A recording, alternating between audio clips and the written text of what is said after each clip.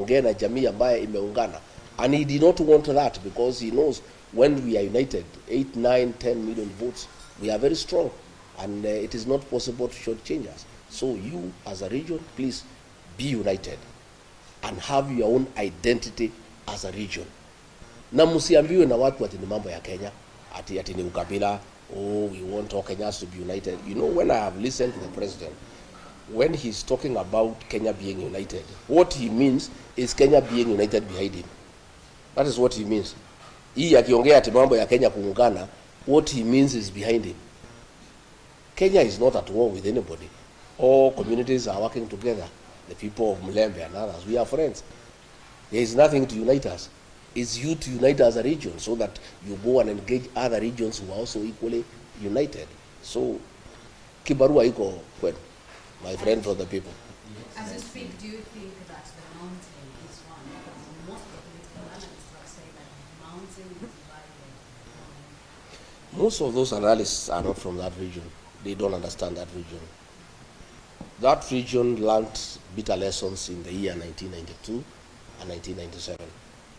When, out of lack of experience, we fell into the machinations of President Moi and divided the region, some people behind Kibaki and others behind Matiba, and we lost. Since the year 2002, we have remained united all the time, and that is why we are always in government, and that is why we are going to be the next government.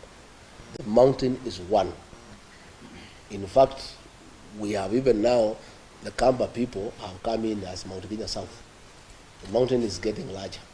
Na ndio nataka hata nyinyi watu ya Mlima Elgon pia tuungane. You know, tukue watu moja so that we can make progress. You know? So those are people who are wishing that the mountain is divided so that they can manipulate us politically. I can assure you they will be sorry, they will be ashamed. The mountain will vote in one basket. To a man. 99% they'll vote in one basket. Hiyo ingine ati kugawanya, you can divide leaders. Those leaders ambaye wanatumika na rais kugawanya watu ya mlima, none of them can go home for Christmas. That tells you. Viongozi wako, they are divided, some in Mombasa, some in Eldoret, others in Nairobi. None of them can go to the mountain because the mountain itself is solid. And it has said those are traitors to the community. They cannot go home because they are being used by the president to divide the community. And the community has refused. I want to ask the people of Western to have unity of purpose, to be one as Western region. The 4 counties, plus your diaspora in Nairobi and Mombasa, talk as one. Put together 5 million votes and agree to come out on the voting day. And I can assure you, if you do that, you will be in government for eternity. You will never be out of government. But if you continue being divided and you continue dealing with national matters through proxy, through a third party, where will you go as a region? And don't you have competent sons and daughters who can lead this region? Why do you need a third party to lead your community? You can just come directly to the national table as the Luya nation and bargain and negotiate your stake in whatever government that will be formed directly without going through a third party. Yes. There is a question and this is about impeachment. Considering the laws that the impeachment are trapped, and you are the leader of the mountain, and there is likely that you might not be eligible for political public office for another 10 years. Are you considering appointing any other person to push your agenda, political agenda on the table, or you are going to challenge that in court? I think let's cross the bridge when we reach there. The matter is in court and is ongoing. And irrespective of the outcome, I'm a leader in this country. And I have my own following, which has not been affected by the impeachment. The people of Kenya never impeached me. It's just a few MPs who are given money, senators, That is it. But I still have a large following. I have people who depend on me for political leadership. And there are many Kenyans who can lead. I don't have to be in office. Okay? There are many Kenyans, and I'm not a selfish person. I am somebody who is open-minded. What we want is the best for this country. And we have many leaders, including the ones from Western Kenya, who can lead this country. You know, and we cannot, I don't want to say what will happen in court. We have a court case, and we think the court will give us justice that is favorable to us.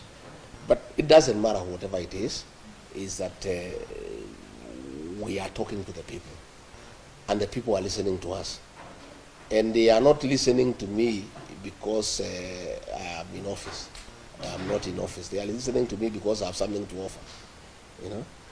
And if I was as useless as the ones we pitched us wanted us to be, they will not be following me all over and disrupting my meetings. If you look at newspapers and the social media, all the government people, they just talk about me every day. Much more than they were even talking when I was in office. Which means I have something to offer, and I have some significant contribution to make to the politics of this country. So we'll continue engaging. Yeah.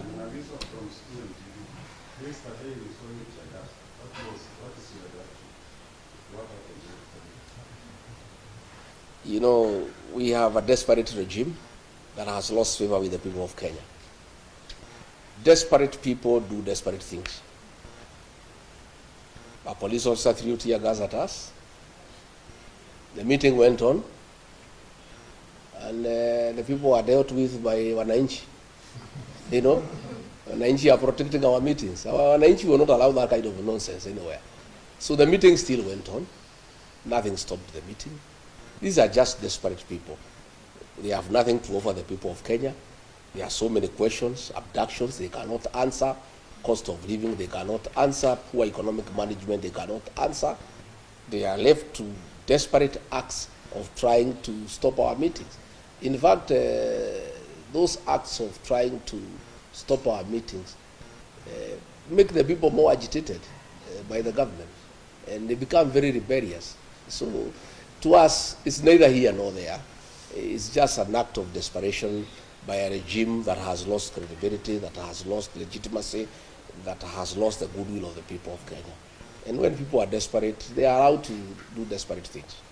Excellency, there are those who say that the attacks are planned by the people so that we can keep sympathy. Do you want to believe that kind of thing?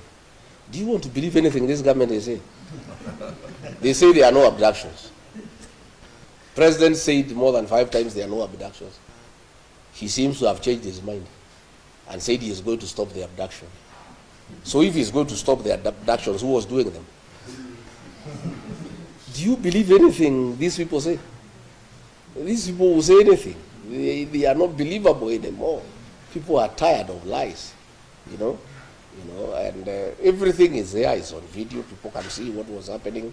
A fellow was arrested last night. The Inspector General of Police ordered that he be released unconditionally because they were behind it, and he's a police officer. But those are desperate acts. They change nothing. They just pick the people more a burden. Just on that, you have been claiming that is after your life. Who else do you think will be after my life? The answer is you all know the answer. I did not add anything more. On matters of action, you had said that Yes. Yes. I said they need to dismantle that unit. I didn't want to name the building because there are people there doing businesses, and you'll be putting that building and the people in that building into danger. I'm giving the government time to dismantle that unit on the 21st floor of that particular building. I said the officer is called Abel. He is a cousin to somebody very senior in this administration. The cousin now knows that we know him. So I have a feeling, I'm not sure, that the decision by the president to admit that the abductions and he'll stop them are quite informed by what I said, because we are getting nearer to the truth. So, but Since the president spoke now, is almost 64 hours. The people have not been released. We would like these young people to spend the new year with their families. So Mr. President, you said utakomesha, lakini hawa watoto bado hufika nyumbani.